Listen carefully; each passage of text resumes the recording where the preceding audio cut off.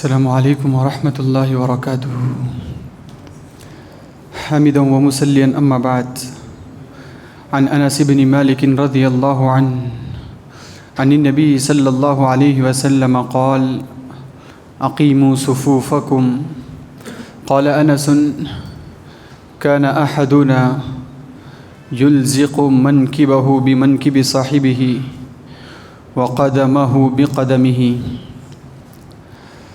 محترم حضرات، نماز کو پریکٹیکل انداز سے جاننے اور پریکٹیکل انداز سے سیکھنے کی اس سیریز میں کل ہم نے جانا تھا کہ نماز میں صف بندی ایڑھی کے بنیاد اور ایڑھی کو معیار بنا کر کھڑی ہوگی کہ انگلی کو دیکھ کر نہیں، ایڑیاں دیکھ کر صف باندھ دیں گے۔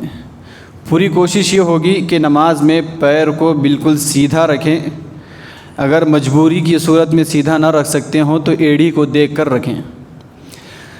آج جس بات پر ہماری گفتگو ہوگی وہ یہ کہ صف بندی میں جیسے پیروں کا ملنا ضروری ہے، ویسے ہی کندھے کا کندھے سے ملنا بھی ضروری ہے۔ جو حدیث میں نے آپ کے روبرو پڑھی، انس بن مالک رضی اللہ عنہ راوی حدیث سے کہتے ہیں، پیارے نبی صلی اللہ علیہ وسلم نے فرمایا اقیموا صفوفکم، صفوں کو درست کر لو۔ تو انس رضی اللہ عنہ کہتے ہیں پیارے نبی نے جب یہ بات کہی کہ صفوں کو درست کر لو تو ہم میں سے ہر ایک اپنے کندھے کو اپنے بھائی کے کندھے سے لگا لیتے، یعنی بازو جو کھڑے ہیں اس کے کندھے سے لگا لیتے، اور اپنے پیر کو بازو والے کے پیر سے ملا لیتے۔ دیکھیے، پیارے نبی صلی اللہ علیہ وسلم جب بھی نماز پڑھانے کے لیے آگے آتے تو پیارے نبی لازماً یہ بات کہتے اقیموا صفوفکم، لوگوں صف درست کرو، وحاذوا بین المناکب، کندھوں کے درمیان خالی جگہ نہ چھوڑو، کندھوں کو جوڑے رکھو، وسدوا الخلل، دیکھو درمیان میں خلل باقی نہ رہے، گنجائش باقی نہ رہے۔ اور آگے اللہ کے نبی کہتے ہیں ولا تذروا فروجات للشیطان، شیطان کے داخل ہونے کے لیے، شیطان کے گھسنے کے لیے جگہ نہ چھوڑو۔ پیروں کے درمیان جگہ چھوڑنا یہ بھی شیطان کے گھسنے کے لیے، اور کندھوں کے درمیان جگہ چھوڑنا یہ بھی شیطان کے گھسنے کے لیے۔ اسی لیے عبداللہ بن مسعود رضی اللہ عنہ کہتے کہ پیارے نبی صلی اللہ علیہ وسلم جب بھی نماز پڑھانے کے لیے آتے تو پیارے نبی صحابہ کے کندھوں کو پکڑ کر برابر کیا کرتے ہیں، صحابہ کے کندھوں کو پکڑ کر ایک دوسرے سے ملایا کرتے ہیں، اور کہا کرتے دیکھو اس کو جوڑے رکھو، اگر یہ ٹوٹے تو اللہ تمہارے درمیان پھوٹ ڈال دے گا۔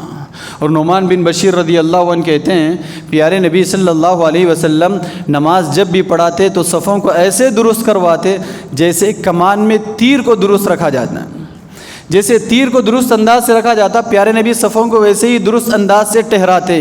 یہ اللہ کے نبی صلی اللہ علیہ وسلم کا معمول تھا۔ اللہ کے نبی صلی اللہ علیہ وسلم کندھوں کو پکڑ کر ایک دوسرے کے کندھے سے ملاتے، اور خود نعمان بن بشیر رضی اللہ عنہ کہتے ہیں ایک دفعہ ایسے ہی ہوا، پیارے نبی کندھے پکڑ کر صف درست کروائے اور آگے آ کے نماز کے لیے کھڑے ہو گئے، دیکھا ایک کا سینہ آگے تھا۔ نماز میں ایسے ہوتا ہے، کندھے ملانے کی جب بات آتی ہے تو کوئی پیچھے چلے گئے، کوئی آگے چلے گئے، اس وجہ سے پیارے نبی نے دیکھا ایک کا سینہ سامنے آ گیا تھا۔ اللہ کے نبی نے کہا نہیں، پیچھے کرو، برابر کھڑے ہونا ہے۔ کندھے ملانے کا مطلب یہ نہیں کہ کوئی آگے رہا کوئی پیچھے رہا، صف میں برابر کھڑے ہونا ہے۔ تو اس لحاظ سے صف باندھی جائے گی، پیر سے پیر بھی ملیں گے، کندھوں سے کندھے بھی ملیں گے۔ تو پھر سے بچوں سے درخواست ہے کہ وہ آ جائیں، جلدی آ جائیے، کوئی 3 یا 4۔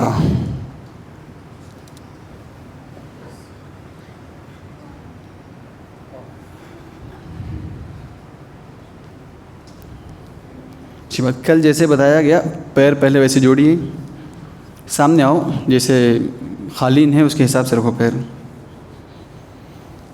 پیر سیدھے رکھو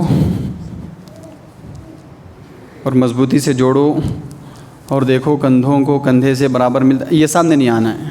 ہاں، تو اس حساب سے کہ پیر بھی ایڑی کی بنیاد پر ملیں گے اور کندھے بھی بالکل، کسی کا سامنے نہیں ہوگا سینہ، کسی کا پیچھے بھی نہیں ہوگا، بالکل برابر ایک دوسرے سے مل کر کھڑے ہوں گے۔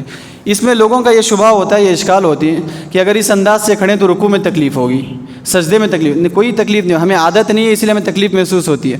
عادت ہو جائے تو اس میں کوئی تکلیف نہیں ہے، کوئی دشواری نہیں. انشاءاللہ آئندہ کے کلاسوں میں، آئندہ کے سیشنز میں بتایا جائے گا کہ ایسا کھڑے ہونے سے رکوع میں بھی کوئی تکلیف نہیں ہوگی، سجدے میں بھی کوئی تکلیف نہیں ہوگی. سب باندھتے ہوئے اس چیز کا خیال رکھیے، پیر ایڑیوں کی بنیاد پر مضبوطی سے ایک دوسرے سے جڑے رہیں، اور کندھے بھی ایک دوسرے کا سینہ آگے پیچھے نہ رہیں، برابر برابر کندھے کندھوں سے جڑے رہیں. تو اللہ تعالیٰ سے دعا ہے کہ اللہ تبارک و تعالیٰ پیارے نبی صلی اللہ علیہ وسلم کے بتائے ہوئے طریقے پر صحیح طور سے نماز ادا کرنے کی مجھے اور آپ کو توفیق دے. اللہم آمین. السلام علیکم ورحمۃ اللہ وبرکاتہ.